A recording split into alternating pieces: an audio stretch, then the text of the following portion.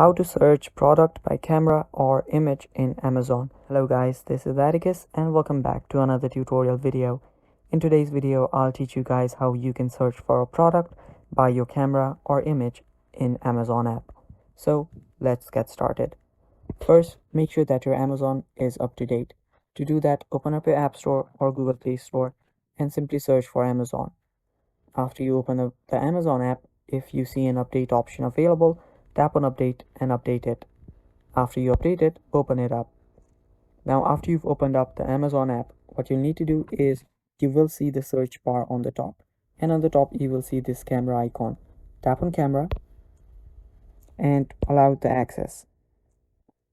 After you allow the access for camera, you will be able to just simply click a picture, and after you click the picture, it will search for that very product online, and as you can see, it is showing me the product here. Now that is how you can search a product by camera or image in Amazon app. And that is all for this video. Thanks for watching. Stay tuned for more, and bye.